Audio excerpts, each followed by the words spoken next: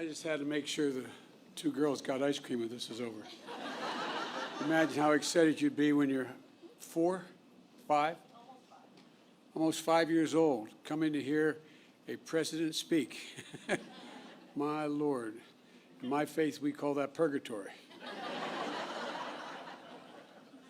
Lauren, thank you for that gracious introduction. And in case you were wondering, in Delaware, we're a small state.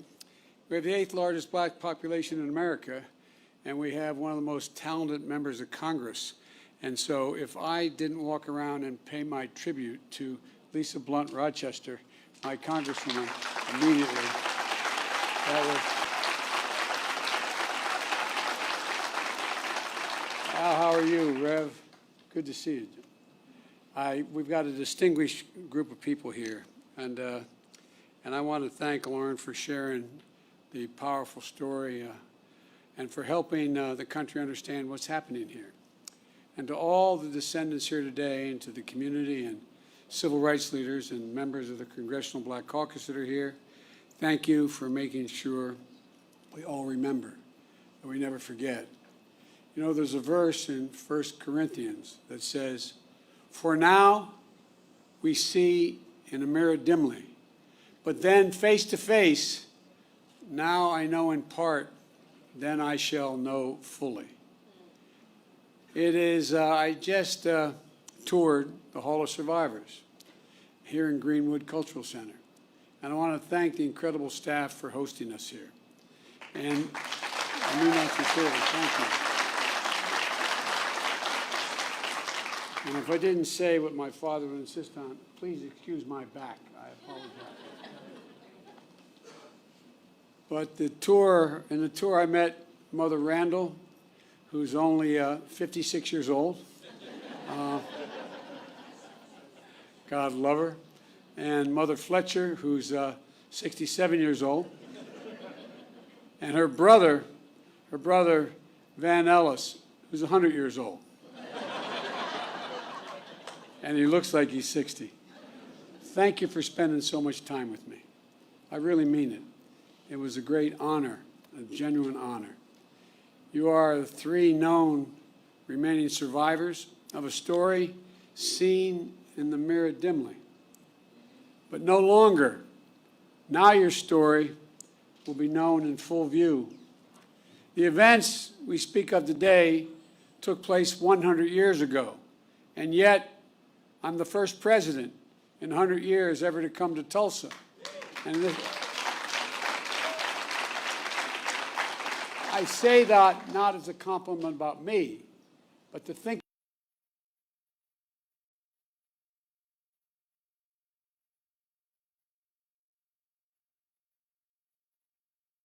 in this ground to acknowledge the truth of what took place here. For much too long, the history of what took place here was told in silence, cloaked in darkness. But just because history is silent, it doesn't mean that it did not take place. And while darkness can hide much, it erases nothing. It erases nothing.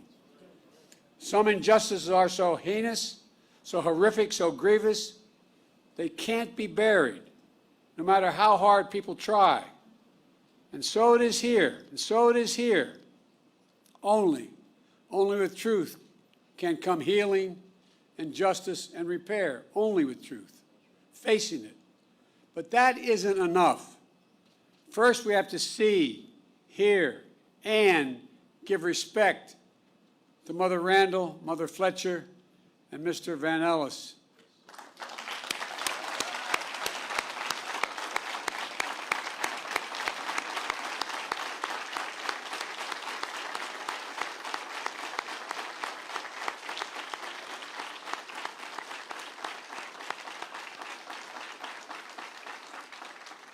And to all those lost so many years ago, to all the descendants of those who suffered, to this community, that's why we're here, to shine a light, to make sure America knows the story in full. May 19 21. Formerly enslaved black people and their descendants are here in Tulsa, a boomtown of oil and opportunity and a new frontier.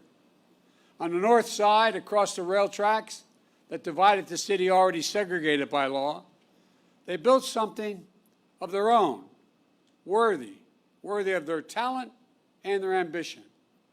Greenwood, a community, a way of life.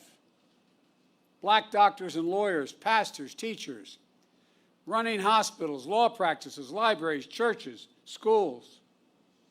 Black veterans, like the man I had the privilege of giving a command coin to, who fought, volunteered and fought and came home and still face such prejudice.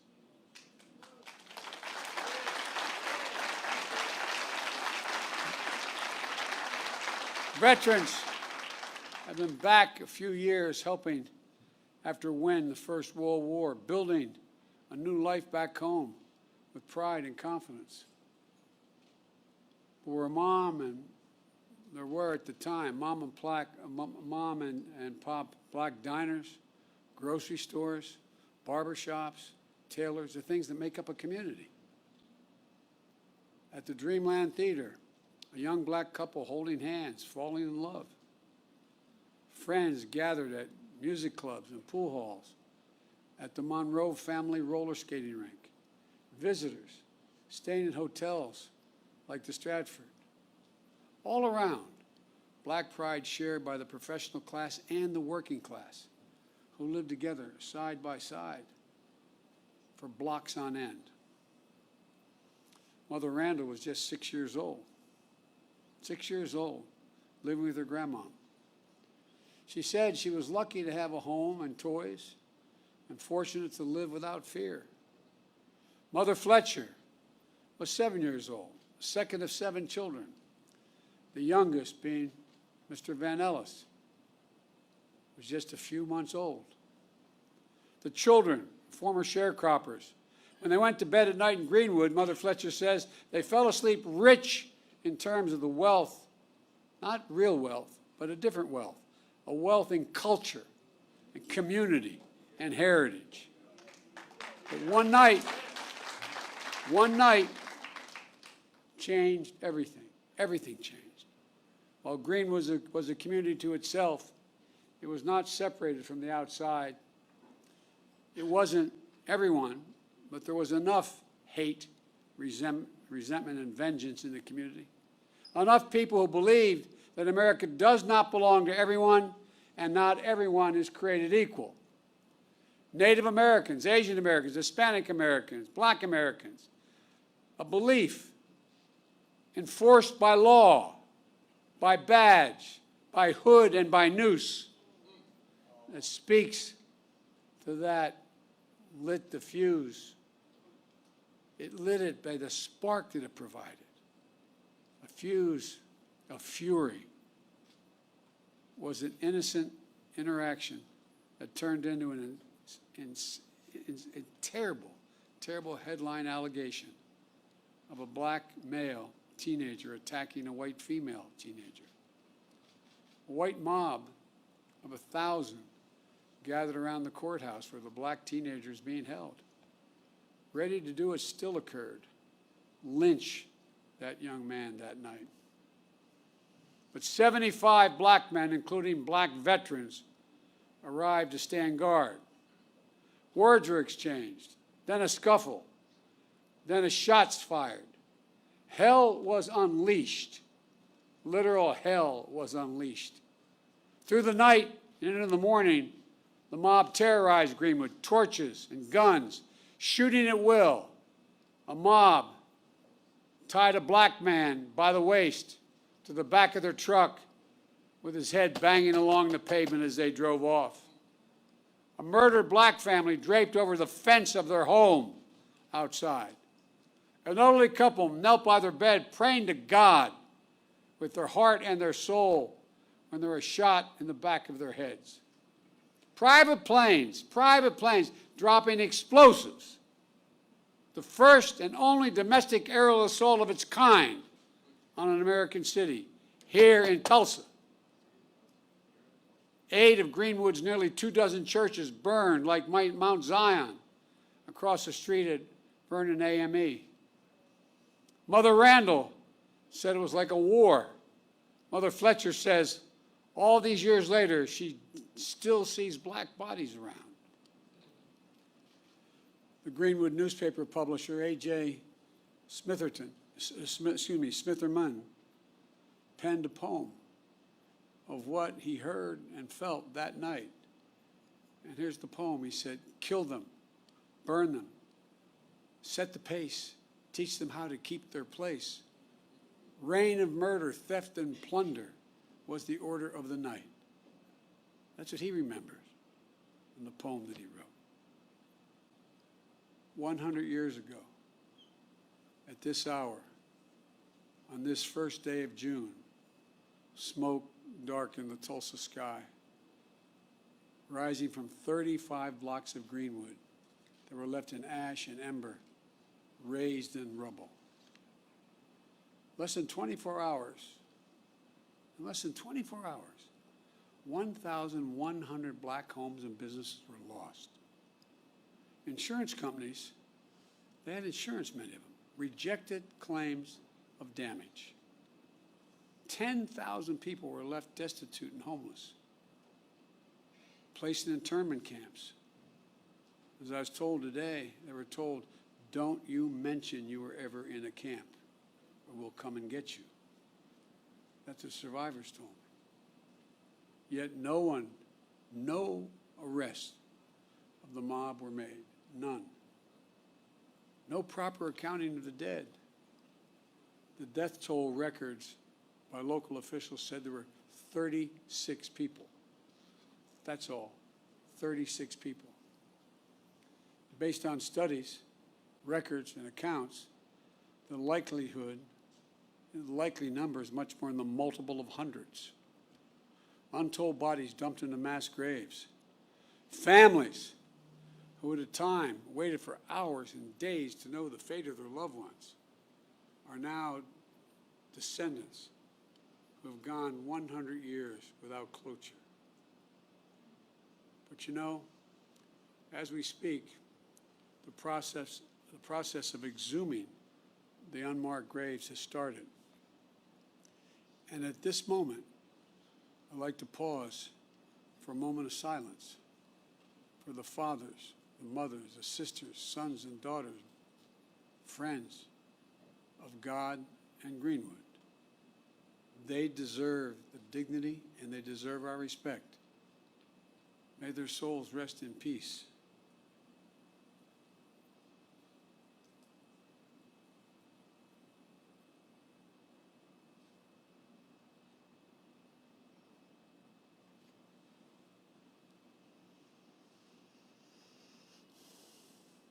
My fellow Americans, this was not a riot. This was a massacre.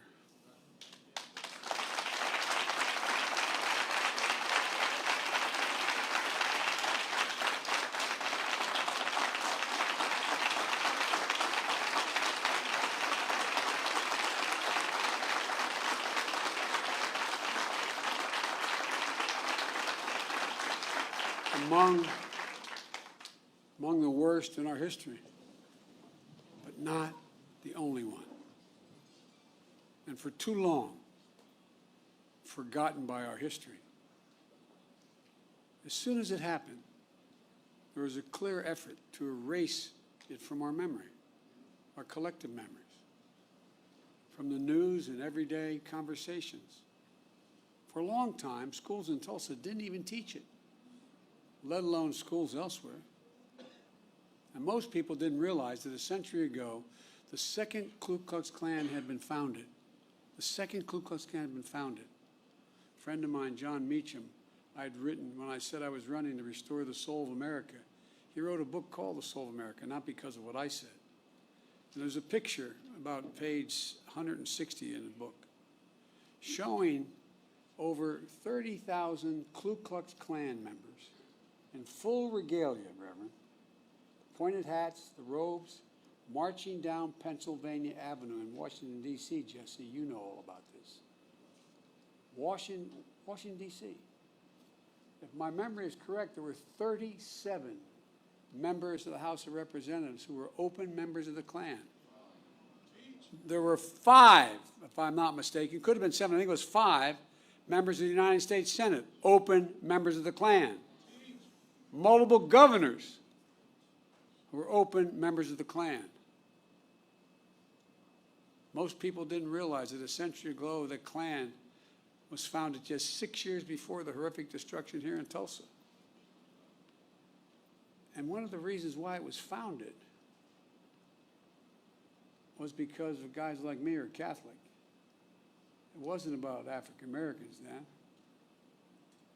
It was about making sure that all those Polish and Irish and Italian and Eastern European Catholics who came to the United States after World War I would not pollute Christianity. The flames from those burning crosses torched every region of the country. Millions of white Americans belonged to the Klan, and they weren't even embarrassed by it. They were proud of it. And that hate became embedded systematically and systemically in our laws and our culture. We do ourselves no favors by pretending none of this ever happened, or it doesn't impact us today, because it does still impact us today. We can't just choose to learn what we want to know and not what we should know.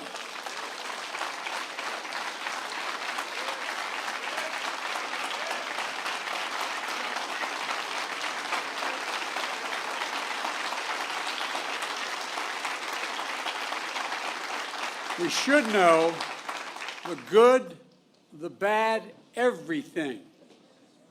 That's what great nations do.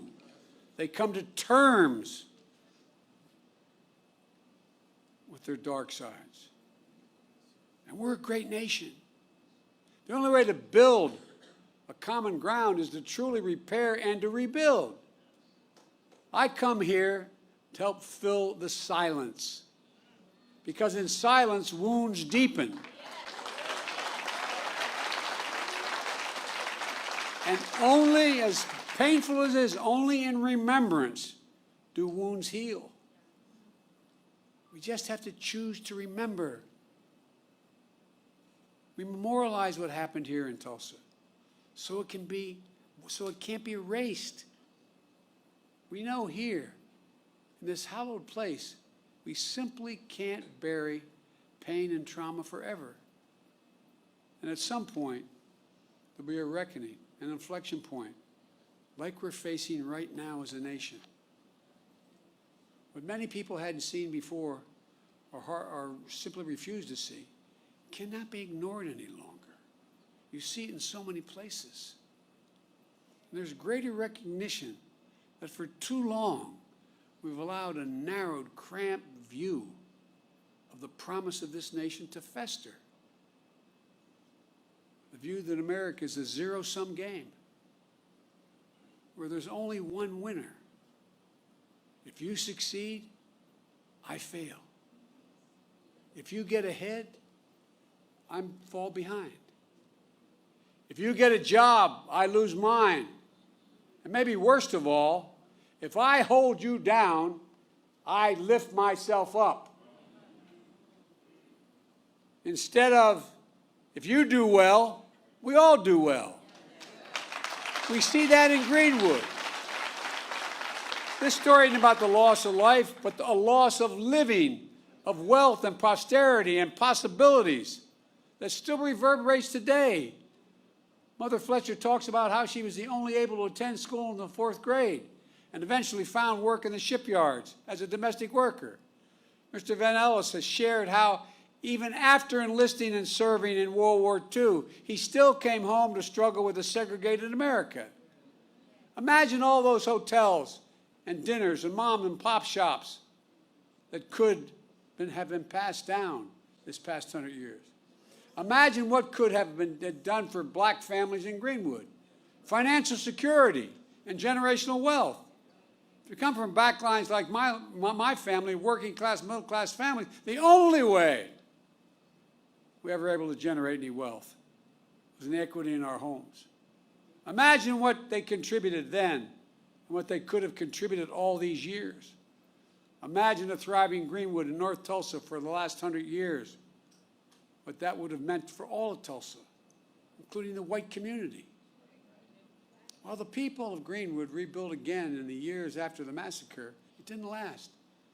Eventually, neighborhoods were redlined on maps, locking black Tulsa out of home ownership. A highway was built right through the heart of the community. Lisa, I was talking about our west side, what 95 did after we were occupied by the military, after Dr. King was murdered. The community, cutting off black families and business from jobs and opportunity. Chronic underinvestment from state and federal governments denied Greenwood even just a chance of rebuilding. We must find the courage to change the things we know we can change. That's what Vice President Harris and I are focused on, along with our entire administration, including our Housing and Urban Development Secretary, Marcia Fudge, who's here today.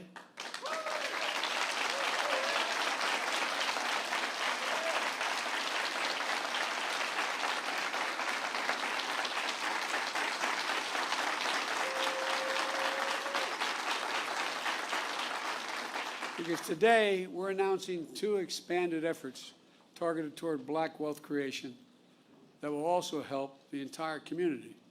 The first is my administration has launched an aggressive effort to combat racial discrimination in housing. That includes everything from redlining to the cruel fact that a home owned by a black family is too often appraised at a lower value than a similar home owned by a white family.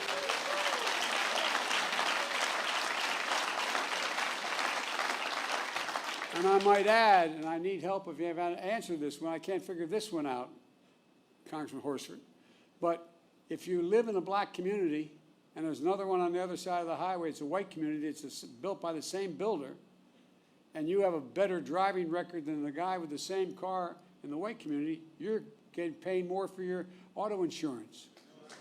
Shockingly, the percentage of black American home ownership is lower today in America than when the Fair Housing Act was passed more than 50 years ago. Lower today. That's wrong. And we're committed to changing that. Just imagine if instead of denying millions of Americans the ability to own their own home and build generational wealth, we made it possible for them to buy a home and build equity into that home and provide for their families. Second, small businesses are the engines of our economy and the glue of our communities.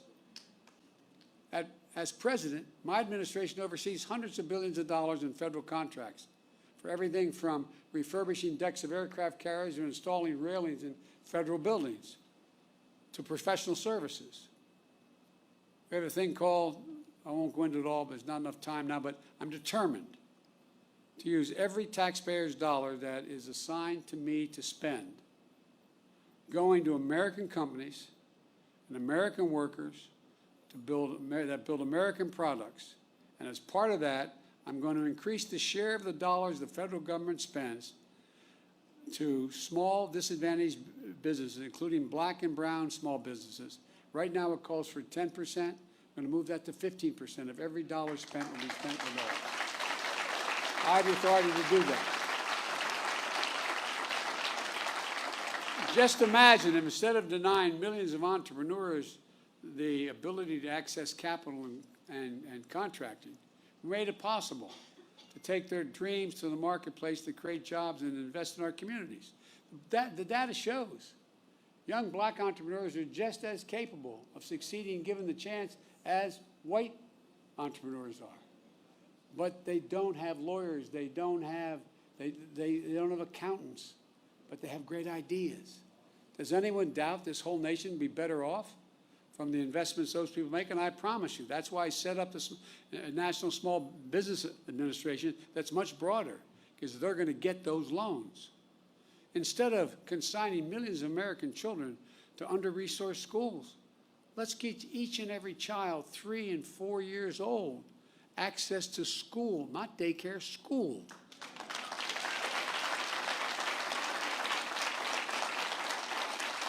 In the last 10 years, studies have been done by all the great universities. It shows that it increased by 56% the possibility of a child, no matter what background they come from, no matter what. If they start school at 3 years old, they have a 56% chance of going all through all 12 years without any trouble and being able to do well. And a chance to learn and grow and thrive in a school and throughout their lives. And let's unlock more than an incredible creativity and innovation that will come from the nation's historically backed colleges and universities. I have a $5 billion a year program giving them the resources to invest in research centers and laboratories in high-demand fields to compete for good-paying jobs in industries of the future like cybersecurity. The reason why they don't, their students are equally able to learn as well and get the good-paying jobs that start at $90,000 and $100,000. But they don't have the money to provide and build those laboratories. So guess what? They're going to get the money to build those laboratories. So instead of just talking about infrastructure, let's get about the business of actually rebuilding roads and highways, filling the sidewalks and cracks, installing streetlights and high-speed internet, creating space to live and work and play safely. Let's ensure access to health care, clean water, clean air, nearby grocery stores, stocked with fresh vegetables and food that in fact deal with. I mean, these are all things we can do.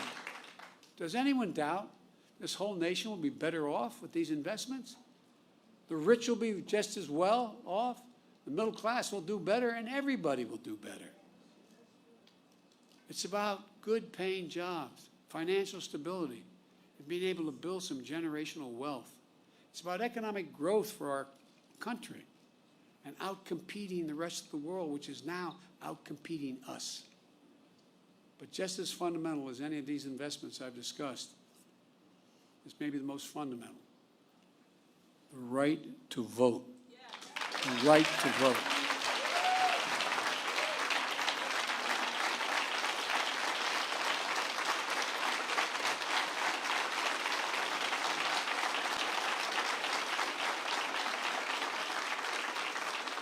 A lot of the members of the Black Caucus knew John Lewis better than I did, but I knew him. On his deathbed, like many, I called John to speak to him. Rev, all John wanted to do is talk about how I was doing. He died, I think, about 25 hours later. But you know what John said? He called the right to vote precious, almost sacred. He said the most powerful, nonviolent tool we have in a democratic society. This sacred right is under assault with incredible intensity like I've never seen, even though I got started as a public defender and a civil rights lawyer. With an intensity and aggressiveness that we've not seen in a long, long time. It's simply un-American. It's not, however, sadly, unprecedented. The creed, "We shall overcome," is a long-time mainstay of the civil rights movement, as Jesse Jackson can tell you better than anybody. The obstacle to progress that have to be overcome are a constant challenge. We saw it in the 60s, but with the current assault, it's not just an echo of a distant history. In 2020, we faced a tireless assault on the right to vote. Restrictive laws, lawsuits, threats of intimidation, voter purges, and more. We resolved to overcome it all, and we did. More Americans voted in the last election than in the midst of a pandemic, than any election in American history. You got voters registered. You got voters to the polls. The rule of law held. Democracy prevailed. We overcame. But today, let me be unequivocal. I've been engaged in this work my whole career, and we're going to be ramping up our efforts to overcome again.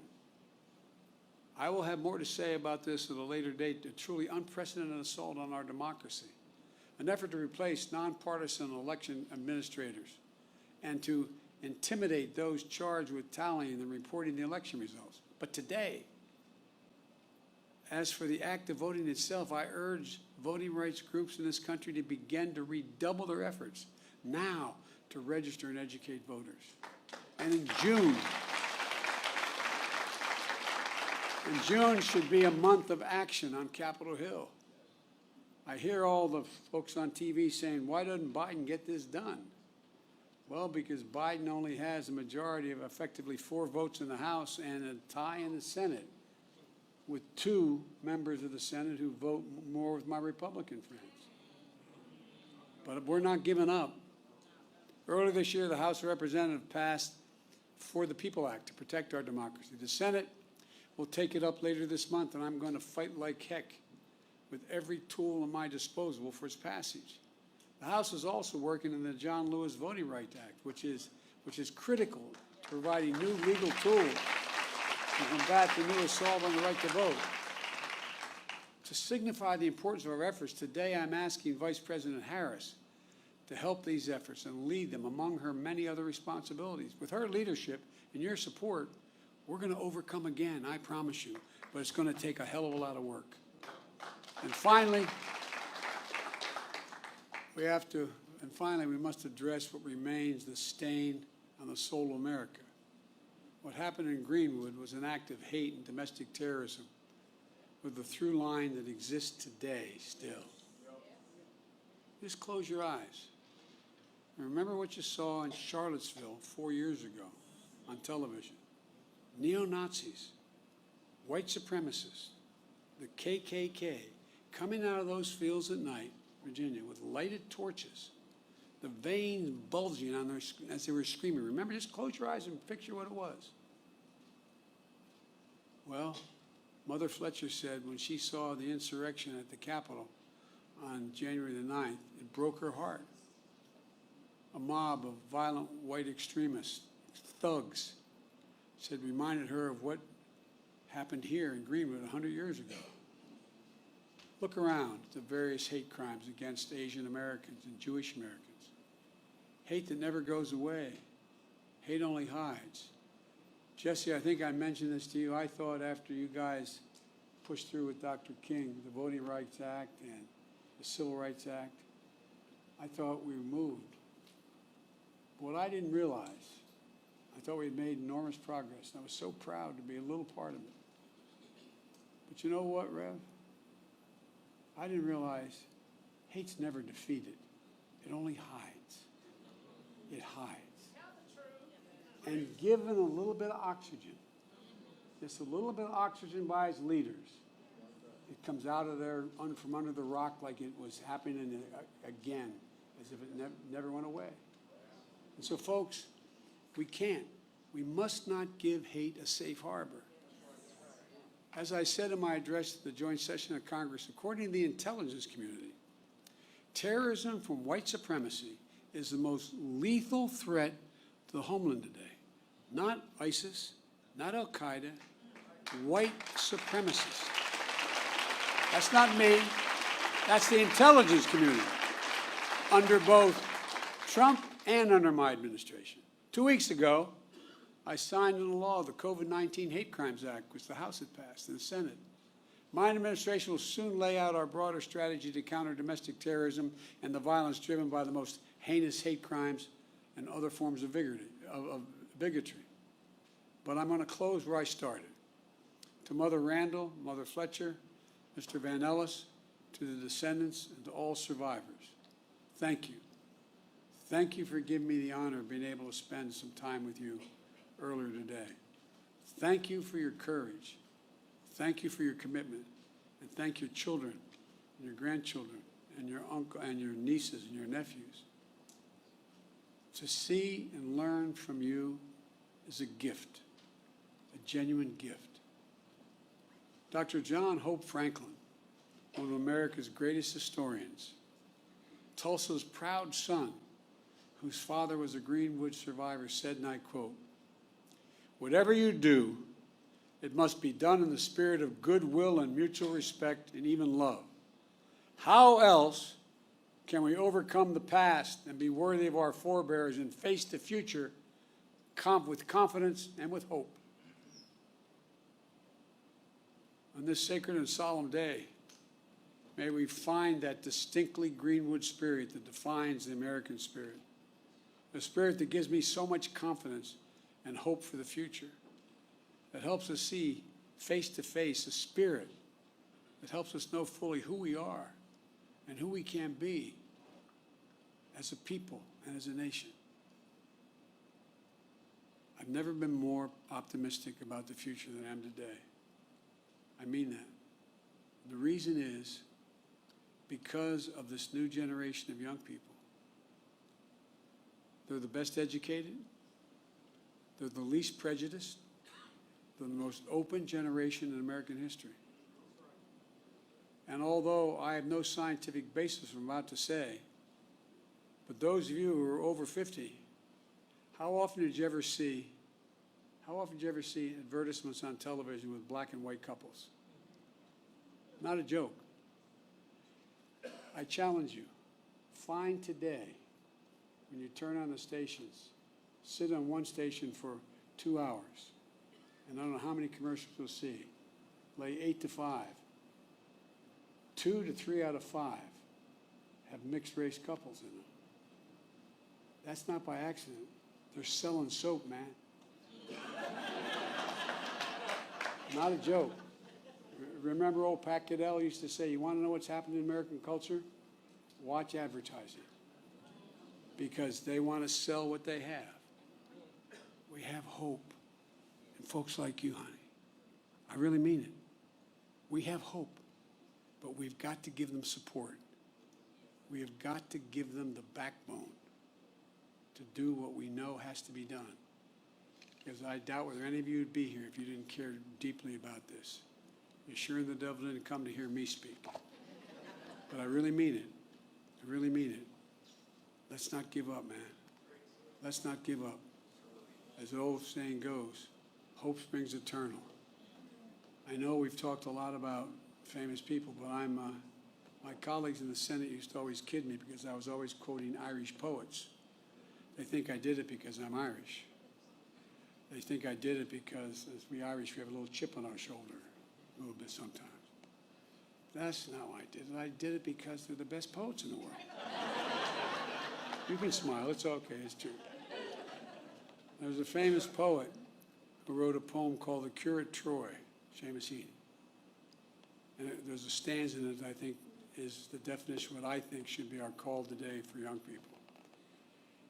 He said, history teaches us not to hope on this side of the grave, but then, once in a lifetime, that longed-for tidal wave of justice rises up, and hope and history rhyme.